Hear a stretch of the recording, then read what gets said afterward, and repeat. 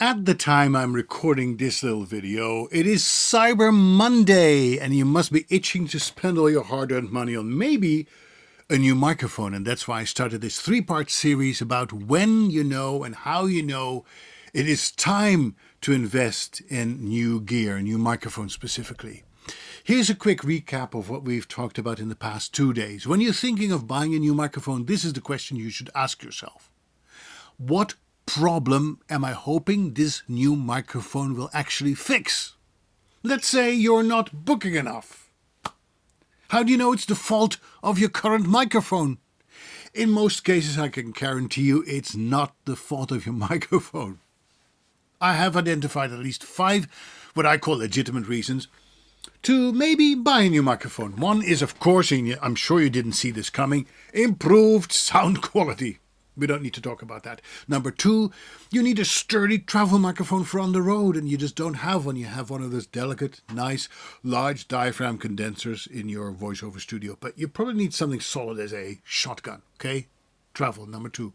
Number 3 is you need to sound match a recording that you did in the past using another microphone. Let's say you did a recording of a commercial using a 416. You only have a TLM 103 in your studio, and it doesn't come close to the sound that you created while doing that commercial. So you might want to invest in a 416.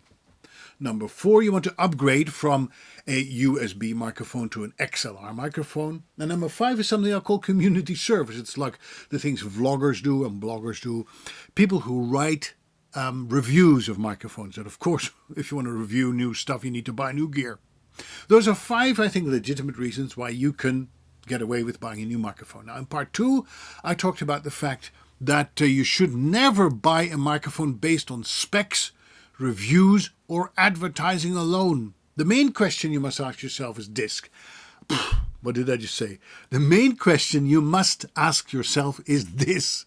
How does my voice sound on this new microphone plugged into my equipment in my studio?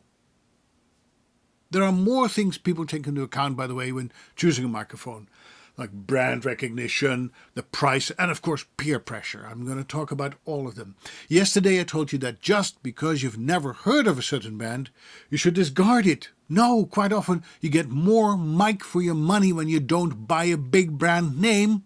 And clients honestly don't care what you use as long as your sound quality is good enough for use in a professional production. Now let's talk about the price of a voiceover microphone, because my guess is if you're looking on Cyber Monday, you might be swayed to buy a microphone based on price alone. The price of a microphone is a story about the law of diminishing returns. Once you get past the $300 point, my opinion, the $300 mark, the more money you spend on a new microphone, the greater the chance that you're paying for subtle improvements in sound quality most people won't even be able to hear. An affordable microphone isn't necessarily a bad microphone. Case in point, I paid, I believe, $156 for a brand new Synco, S-Y-N-C-O, Synco D2 microphone, a shotgun I found on eBay. And Synco is actually Wanzhou Zijing Technology Company Limited in China. Their D2 is marketed as a cheaper alternative to the venerable Sennheiser MKH416 that retails for $999. And even though Mike Delgadio, the booth junkie himself, couldn't hear a difference between the Synco and the Sennheiser, some reviewers miraculously concluded that these two microphones are not the same. Wow, stop the presses, big whoop, they're not the same. Oh, how did they know? Here's my point. Launched in 1962, the 416 may have the edge, but does it really sound $843 better? Come on. It doesn't.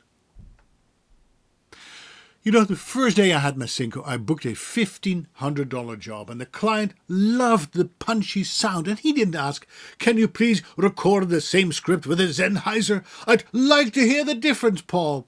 In the real world, clients don't say, "I missed a bit of the airiness in the upper register the 416 is known for."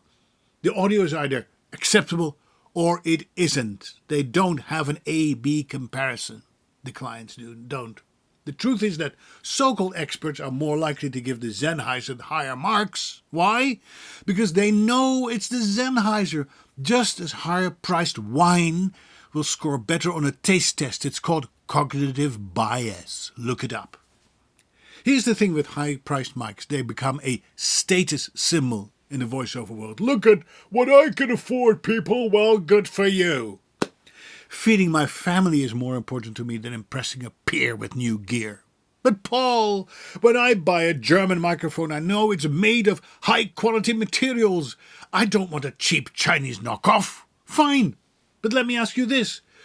Do you know how many of these high-quality German microphones actually use parts that are made in China?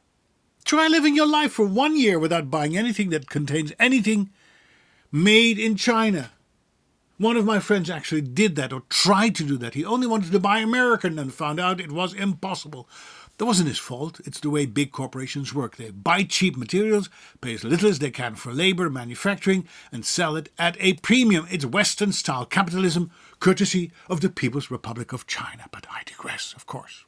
We're still talking about microphones, and I'm about to wrap things up. Thank goodness he's going to wrap things up. What I wanted to say is this. Stop being such a microphone snob.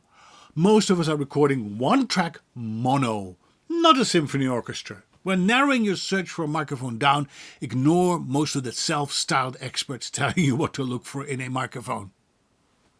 Don't look, you listen.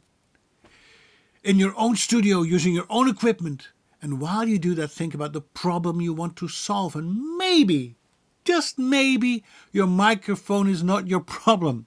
Mic placement could be an issue, or a failing preamplifier. Maybe you could benefit from some acting or improvisations classes, or some additional soundproofing, who knows? Just a guess. The thing is, owning an expensive camera does not make you an award-winning photographer. Owning a Steinway doesn't make you a concert pianist. Buying the best pans and pots at Williams-Sonoma does not turn you into a Michelin star chef. No matter how shiny it may look, a microphone is not a magical silver bullet. You bring the magic. The microphone just records it.